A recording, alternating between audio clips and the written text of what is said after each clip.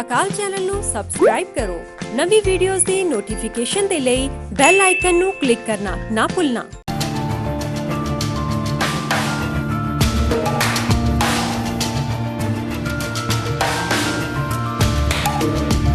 Welcome to another edition of the Insight Show with myself, Jaswant Bora, your host. Today we are talking about a subject that constantly is in the media around the subject being terrorism and counter-terrorism. And joining with me in the studio today is a guest who is an author and an academic from Birmingham University by the name of Dr. Steve Hewitt. Steve, welcome to the show. Thank you for having me. Thank you. Now you're a senior lecturer in American and Canadian studies to do with terrorism, security, and you're an author on the British War on Terror, a book, Terrorism and Counter-Terrorism, the Home Front since 9/11.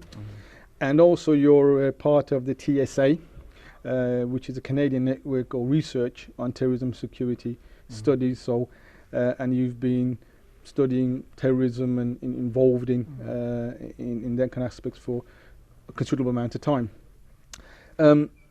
Given your contributions to the field and especially with your publication, which is quite interesting, something that I've read, very informative, we have different aspects of terrorism, domestic, political, cyber terrorism.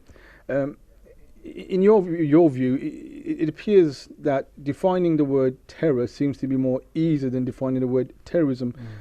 Why is it so difficult to come with a singular definition on the word terrorism, and why do you think there were so many different definitions? Yeah, I mean, I think there have been a couple of studies that suggest could be as many as over 100 different definitions of terrorism. Now, often within those definitions, there are common elements. So, violence, threat of violence is often inherent in all of them.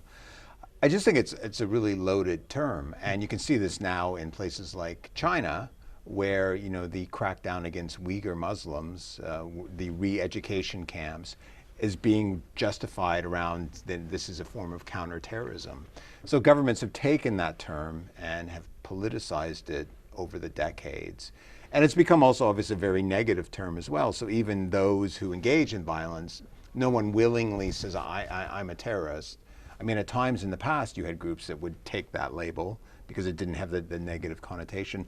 So to me, I mean, in some ways, we might be better to talk about political violence or politically motivated violence or ideologically motivated violence as a way of moving away from the label of terrorism. But to me, it's ultimately terrorism, however you want to describe it. It's about instilling fear, and it's about violence, and it's about targeting civilians. And also you can have what I would call state terrorism as well, where states carry out violence, the Lockerbie bombing being an example, where Libyan government agents blew up that Pan Am flight, the worst single terrorist atrocity in the history of the United Kingdom, was carried out by a Libyan government agent, and later convicted of that. So yeah, so I think in some ways people that work on terrorism, it's like this ongoing debate about what it is, but in some ways it's like you have to move beyond that, or otherwise you would just navel gaze forever. I mean, ever since September the 11th, I think we are aware, and the audience and everyone is aware, is watching that was pretty devastating. It changed the course of history. Yes. It sort of opened a whole new dimension of understanding the degree of threat that we're presented with. And given that, especially from a British context, we have security services and other bodies such as MI5 who are responsible for assessing the degree of threat from international terrorism and other aspects of it. We often see the timeline of threat levels. I mean, UK, we had July 7, right, and the level goes up from critical to severe. One may talk about an attack is imminent, or one is saying highly likely. Right. To what extent you think the threat of terrorism is still much a problem within Britain today, and we could talk about Europe, we can talk about other aspects from the British population and the British context. To what extent do you think it is still a threat? I mean, I think the setting at the moment is not is the one down from the top level, which suggests that an attack is likely. And I mean, after 7/7, we went through a fairly long period where there weren't any major attacks, and I think there was maybe not a sense of complacency, that might be too harsh, but this sort of idea that we were doing things really well in Britain, and whereas there've been all the attacks in France and Belgium and Germany and Spain, and Britain seemed to have escaped this, and then suddenly there was that spate of attacks in 2017. The Manchester arena bombing being the worst of it, but also coming in different forms as well. So you had lone actor attacks, you had a far right attack at a mosque, you had those 3 individuals who did the London Bridge attack. You had the attack of Parliament, carried out by someone actually living in a flat not far from where we are right now. And so then that was suddenly, oh my goodness, terrorism still is a threat. So I think the answer is, it's obviously an ongoing threat. And because of the way that terrorism has become, in a sense, decentralized and fragmented, that any individual can go and grab a kitchen knife and go out to a shopping mall and stab someone and shout a political slogan. And then that gets not only national attention, it gets worldwide attention. It means that terrorism is obviously very difficult to prevent, but it's impossible to say how likely it is, because it's just so easy to do. I mean, to take us back to New Year's Eve in the UK, so there were 2 stabbings on New Year's Eve. There probably were more than 2, but there were 2 that got attention. One occurred at a train station in Manchester, where the person attacked a couple, shouted a religious slogan, and it got, the Prime Minister commented on it, the leader of the opposition commented on it, the Washington Post had a red banner on its front about a terrorist attack in the UK. The same night, there was a security guard in London who was stabbed to death. He was guarding a party. That didn't get any kind of attention until a few days later, when suddenly the media picked it up because there was an interesting angle to it. But the second attack wasn't terrorism. The first one was perceived as terrorism. And I found that really dangerous, and I actually wrote a piece at the time, because it gives so much power to the terrorists that if we overreact, it just actually, I think, encourages such attacks. But it also creates that panic and that tension. I mean, again, it was an attack. It was obviously horrible for the couple involved. No one died, though. And to give it this sort of, 24-hour-a-day news channel, social media, front page of newspapers, it just seems a huge overreaction, and it just speaks to, well, it speaks to the power of terrorism, but also how difficult it is to not overreact. But it also explains to us, or informs us, that to what extent is terrorism, the threat, become more diversified over the years. And before we could talk around how people being groomed and radicalized for the whole purpose of engaging in active terror. So, and then social media comes along and people using that particular. So in your view, Steve, the threat has become more diversified and more complex, and you gave the case about some with mental health, and this is something that we've not really been used to before. And same with the whole notion of homegrown terrorism back in 2005, which kind of took us by surprise. Yeah, I mean, it's become, I would say yes and no to that question. I mean, I'm a historian, and one of my current research interests is looking at a history of lone actor terrorism. Because I think the perception is this is an issue of the present. And yes, it has become more prevalent in the present, but there are examples of lone actor terrorists going all the way back to the 19th century, where individuals who weren't part of organized groups carried out attacks in solidarity or because they were inspired by other acts of violence. President of the United States, William McKinley, was actually murdered by a lone actor terrorist who wasn't part of an organized anarchist terrorist group, but was actually inspired by anarchist writings and inspired by an attack on the King of Italy by another anarchist. That was in 1900. I mean, that was, not something that happened in the present. But it has become more prevalent, and I think for reasons which you identified, because of social media, there's sort of a copycat element. Also because there are issues around mental health, frequently lone actor, although this is quite a controversial issue because obviously, you know, the vast majority of people that have mental health issues don't go and carry out acts of violence. So I think that there's a moving away from sort of putting it down to mental health, but certainly there are issues around social services, welfare, things like that, that you can see in the UK that you've had an age of austerity, and that obviously there are less resources to help people in need, and therefore maybe those people become more vulnerable to being recruited or being inspired, or just aren't getting the sort of treatment that they might have at one time. So yeah, I think the issue's been around for a long time. It's just become more prevalent in the present. And also I think it's in part about success of counterterrorism, as in counterterrorism organizations are I think much better at getting groups, organized groups, you know, where you can infiltrate a terrorist cell, where they have to communicate with each other, you can monitor their communications. If it's one individual watching something on YouTube and then buying a kitchen knife and then going and stabbing people and shouting some sort of slogan, that's really hard for the police and for MI5 or others to track. You mentioned MI5. It's some of these governing bodies or organisations or services are responsible for protecting us from these potential threats or individuals or groups. It's difficult to possibly protect from an ideology because of the nature of it's transferred. But in terms of it going towards a full-blown act of terrorism, we've got JTAC situated in MI5, which stands for Joint Terrorism Analysis. These people look at the credible potential threats and risks to the British public and others.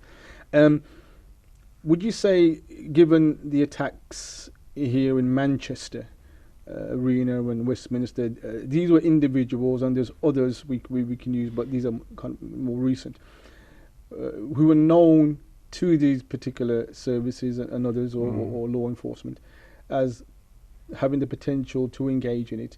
Do you think then that these particular services or governing bodies are failing to protect the British public, knowing that they were on the radar, right? They were at the risk or even at the periphery, yeah. And they just, one for a better word, just let them go, and then it resulted in the Manchester Arena attack and Westminster Bridge attack? Yeah, I don't think they're failing, and I think, and again, I've written a piece about this. There's this sort of a second-guessing mentality that comes into play when there's an attack. And when the word, you just used the phrase, on the radar. And I think often the wider public, their perception of on the radar means these people were under 24-hour-a-day surveillance. Often it can just mean that they came to the attention of MI5 or the police, and maybe a file was open, maybe an investigation was done. But they don't have the resources to follow other than a small number of suspects 24 hours a day. It's very resource intensive, involves, you know, teams of surveillance teams and things such as that. So this sort of hindsight mentality kicks in. And I think the other aspect that rarely comes out after an attack is there, and we just had this case of this coroner's inquest where the families wanted basically MI5 to be blamed for not, this was the London Bridge attack. And I think the problem is, and I think this came out, and the coroner made this point, and it came out, is that they have lots and lots of targets that they have to follow. And what they have to do effectively is a triage. That it's like, you know, if you go into an emergency, an A&E at the hospital, and you decide which is the most serious that has to be dealt with first. They have to do that on a daily basis, make that assessment. So if you look at something in isolation and say, why didn't they stop that person? It may be because there were like 10 others that they deemed to be more of a risk. Now, I guess the criticism could come in about how they assess the risk, and I think it's not based on whether someone has the desire to carry out an attack, because lots of people are angry and want to do things. It's whether they also have the capability of doing that, and you know, have shown that capability. So yeah, it's an inexact science. I mean, I think this is the other point that needs to be made, is that it's not an exact science to figure out why. There are lots of people that are angry, have extreme views, and will never do anything, will never act upon them other than grumble or complain. And that probably applies to most people. You know, if there's a wider cohort of people that have extreme views and are angry, they won't do anything. It's a small percentage that will then take that next step and do an act of violence. And the way to determine who that is, there is no exact way. I mean, they certainly have criteria and all of it, but it's not an exact science. And so I have a lot of sympathy for people involved in the security services, because obviously they have a very difficult job, and when they get it wrong or perceive to get it wrong, they obviously get the blame because you've got dead bodies lying around. I mean, famously, you probably know this quote, the IRA, after the attack on the Brighton Hotel where it tried to kill Margaret Thatcher and her whole government, they issued a press release that said, "You were lucky today. You know, we only have to be lucky once. You have to be lucky always." And I think the other comparison, people have compared it to being a goalkeeper in football, you know, where you're constantly getting peppered with the balls kicked at you, and eventually one of them is going to get behind you and get in the goal. Even if you're the best goalkeeper, you're going to let one in at some point. I think it's something you mentioned in your book. You talk about terrorists will always exist, and it's how we manage and deal with that in regards to, you know, you making them kind of points. Historically, you've been a historian. You know, according to the global terrorism database that just collate information about attacks from countries and states and other aspects. You know, between 2000 and 2017, they say, for example, 26 people or thereabout have been killed in the UK in terror attack. We've got France 2015. You know, they had the worst terrorist incident. 130 people were killed. Madrid 2004, 192 killed. The Taliban, 141 children killed in Peshawar, Pakistan. So globally, we've got terrorist acts that result in quite fatal and severe devastation. Saying that, would you say then that, to be absolutely honest, to some extent, that the terrorists are actually winning this war on terror? And you know, we seem to, every time there's a particular attack, and obviously in England and other countries, you've had in Canada the Parliament building and everything. So, would we say that, you know, we come together and we say terrorists will never be successful, but give me some of the statistics and the devastation, what's happening, and I think you mentioned in your book, to some extent, they appear to have succeeded in their objectives. Yeah, I think if we set a bar so high that any attack means the terrorists are winning, then there's no way we can, unless we lived in a complete police state where we restricted access to motor vehicles, to kitchen knives, and didn't allow people out of their homes. That's the only, I guess, environment where you could have 100% security and ensure that there would never be a terrorist attack. And I think, you know, often, obviously, liberal democratic states are more vulnerable to terrorism because the more freedoms people have, the less restrictions, the easier it is for someone to carry out an attack. So to me, my argument is that we need to talk more about resiliency, about how we respond, that we have to accept that there will be successful attacks in the future. And I think actually MI5, the police have made this point. I think politicians have a fear of admitting that there will be successful attacks, because then they'll be attacked by their opposition as to, you know, being defeatist and giving in to terrorism. But the truth is, there will be successful attacks. So if we talk about resiliency, about how we respond, about how we don't overreact, that we recognize that yes, you know, this is horrible, but we've had worse in the past. So you mentioned the statistics. Actually, when it comes to Western Europe, more people died in the 1970s and 1980s from terrorism than have died since 9/11, which I think would surprise a lot of people. You know, I mentioned Lockerbie earlier. You had obviously the Troubles in Northern Ireland. 3,000 people lost their lives, you know, over that. Much greater than the casualties in Western Europe. Now, I think it's different, you know, if you talk Iraq and Pakistan, obviously there have been more terrorist deaths post 9/11 than before. So it's an ongoing problem. It's always going to be there. I mean, someone actually once used the analogy of viewing it as almost as weather, that there will always be storms, and you can prepare for a storm. You know if there's a thunderstorm coming, to tie things down and to make sure you're protected from the rain, but you can't stop the thunderstorm. Now, I don't know, that it doesn't completely work, that analogy, but I think there is an element to that there will be future terrorist attacks, and obviously being prepared to react to the casualties, but also not to overreact, not to over-respond, and to say this will not destroy our core values. Only we can destroy our core values by overreacting, such as engaging in torture, as the U.S. government did in the aftermath of 9/11.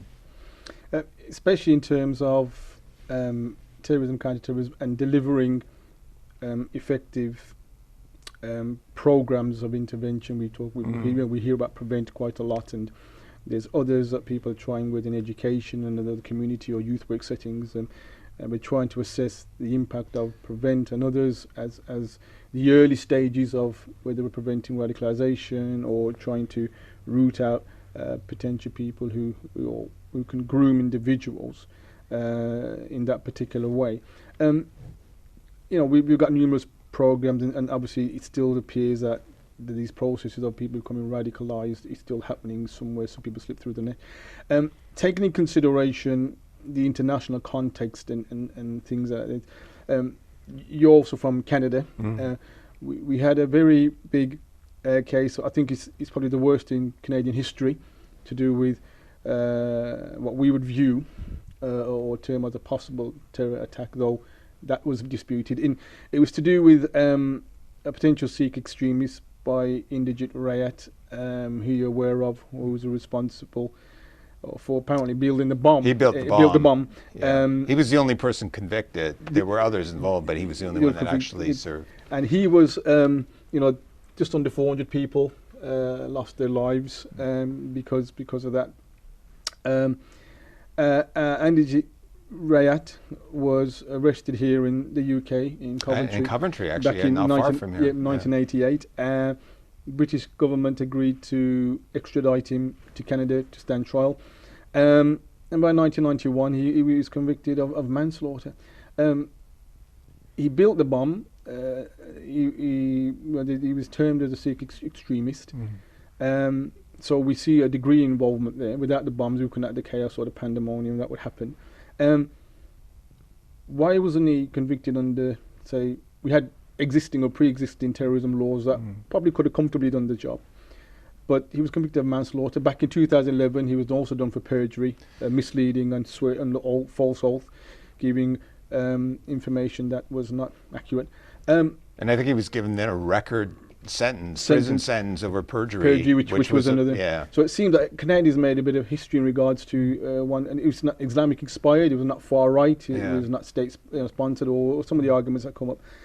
Sikh extremists, to what extent do you think even Sikh extremists are a potential threat to terrorism? We had some that were prescribed in British law and deprescribed. So your view on this case with India, do you think he should have been convicted of terrorism offences? It's almost an open wound in Canada on a number of different levels. I mean, this was the worst mass murder in Canadian history, and at the time the reaction was, I think, somewhat subdued, and there was a suggestion that one of the reasons why it was subdued is because the victims weren't white, or most of the victims weren't white, and that there was an element of racism on the part of the Canadian government and the wider Canadian population, that they didn't see these people, even though I think it was something like 270 of the 329 who died were Canadian citizens, because many of them were of Indian background. They weren't perceived as being, real Canadians.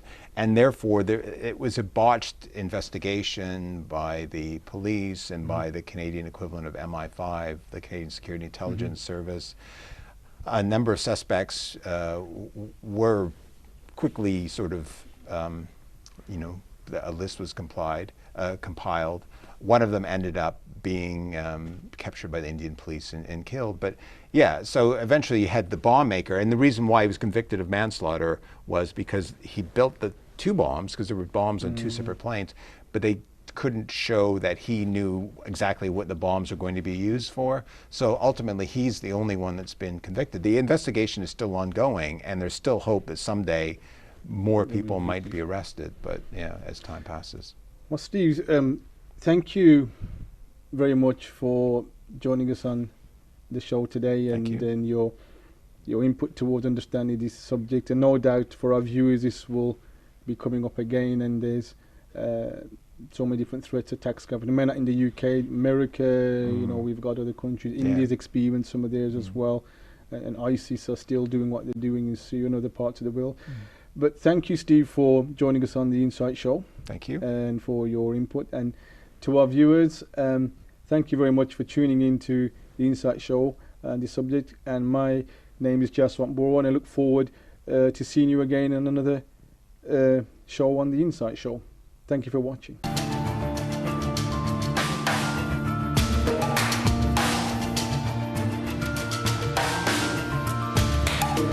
Akal channel ਨੂੰ subscribe ਕਰੋ। ਨਵੀਂ videos ਦੀ notification ਦੇ ਲਈ bell icon ਨੂੰ click ਕਰਨਾ ਨਾ ਭੁੱਲਣਾ।